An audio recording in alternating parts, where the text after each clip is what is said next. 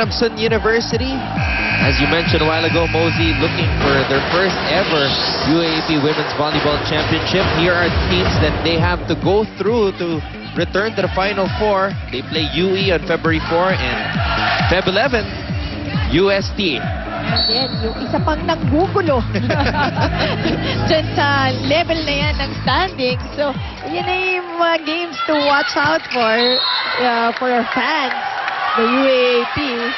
And that first round meeting between Adamson and UST was also a thriller. Adamson taking that one 3-2. So very important game for the Lady Falcons here.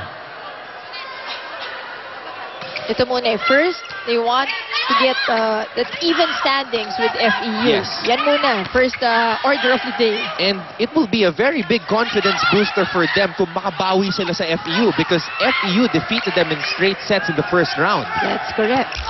Oh, into the net. Hit.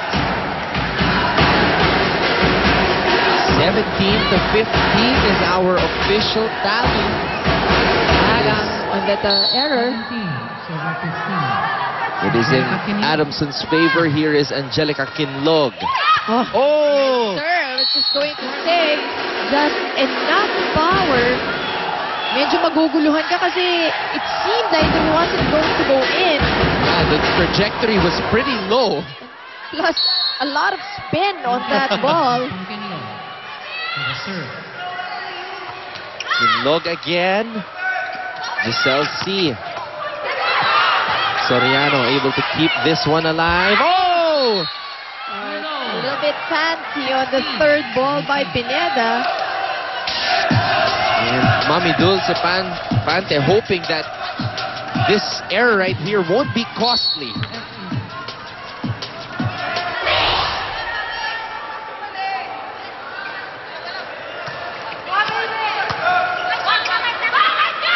Makatuno giving it to the open hit. Pineda denied that time. She tries again. Nicely dug up by Rosemary Vargas. Guevara. Her try does not work. Makatuno goes back to Sheila Pineda. And that time, she converts. That's right. Successful on the third one, even using the blockers of FEU this time. Again, going to that down the line area.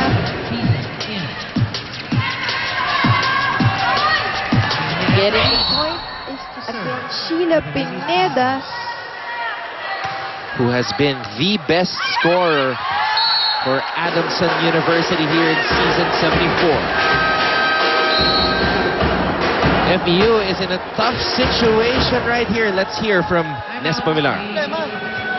Ay, kung nainis ka, wala na mangyayari dyan. Isipan nyo maigi. Ha? Ang atake nila, pag nandito yung Soriano, dito pa rin pinadadala. Dahil alam nila, nandito sa area na to, ang mahinang depensa natin. Pinapractice naman natin lagi ang lugar na yan. Pag depensa, ayaw nyong gawin. Isipan nyo, saan lang tayo lagi namamatay? Dito, dito. Yan lang.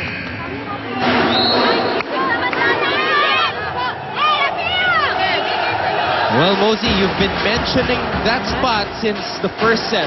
that weak spot in the defense of FEU. Kahit nga si Pao Soriano, kita mo, she's been contouring and twisting her body just to go to that spot. And no aid yet, no remedy coming from the Lady Tams. Well, now that Coach Ness has once again reminded his ladies what they have practiced, let's see if they can respond. But Soriano, with hat time, gets this point. let's take a look at it one more time. Santo, no? Stayed up in the air. On the way down, still managed to tip that ball. That's right, with a flick. The very young Rochelle Bagang getting that point on that open hit. Just not ready to let this one go. Rochelle Bagang. Great experience for her.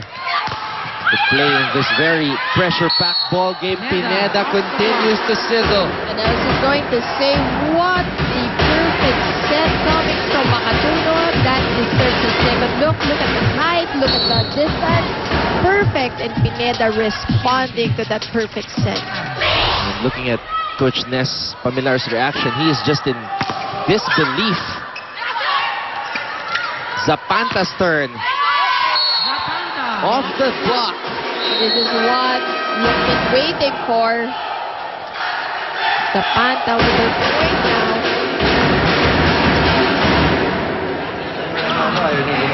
Ayun yung tinisipin yung ginagawa niya.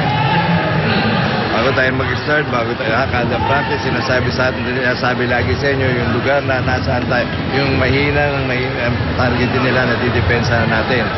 So, pag-isipan nyo maigi, saan tayo pinatayan ng bola, doon lang sa area ang sinasabi sa inyo. Sana kung hindi natin pinapractice ang position na yan, hindi nag-iisip.